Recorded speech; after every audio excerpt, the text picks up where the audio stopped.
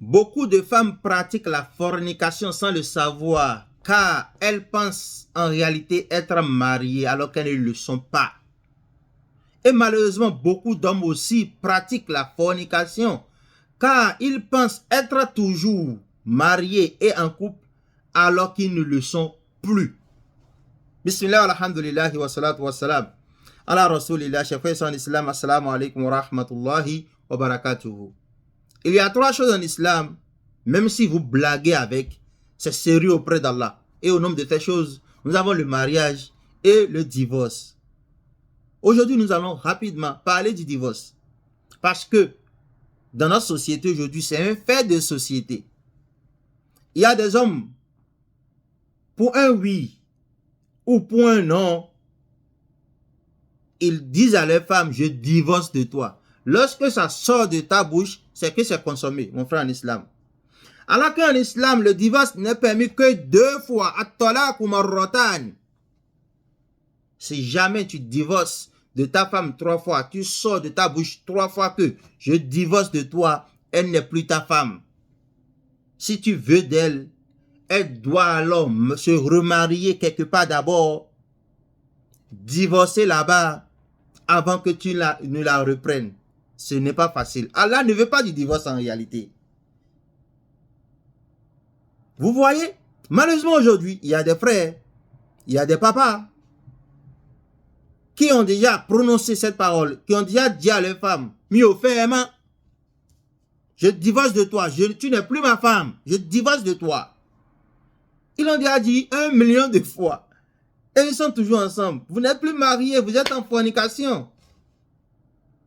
Vous n'êtes plus mariés, vous êtes en fornication.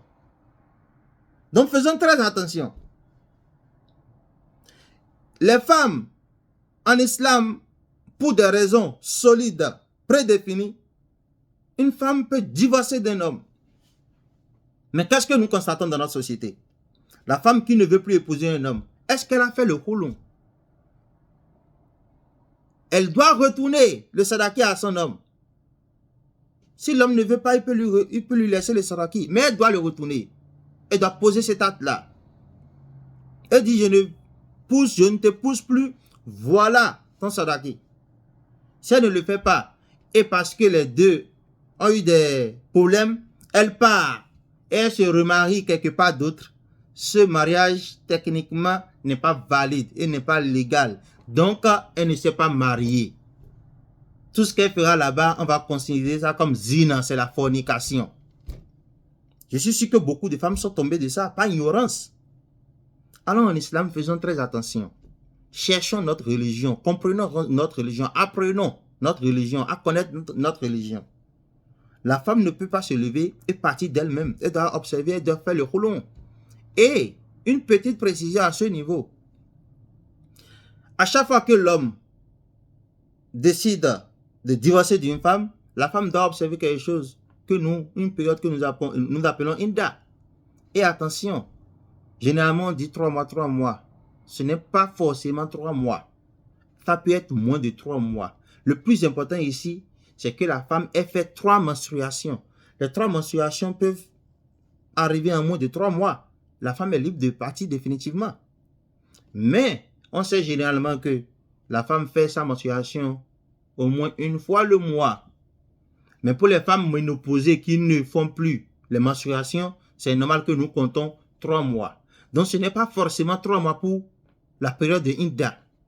Ça peut être moins de 3 mois. Il suffit d'observer que la femme ait fait 3 menstruations et son Inda est consommé. Mon frère en islam, ma soeur en islam, faisons très attention. Il ne faut pas, sur un coup de tête, dire à sa femme que je divorce de toi. C'est pas bon. Et la femme aussi qui divorce d'un homme, il faut t'assurer que tu as fait le khoulon. Sinon, partout tu partiras là. Tu es en train de faire de la fornication. Qu'Allah nous facilite la compréhension de la religion, qu'il accepte ceci de nous comme acte d'adoration. Assalamu alaikum wa rahmatullahi wa barakatuhu.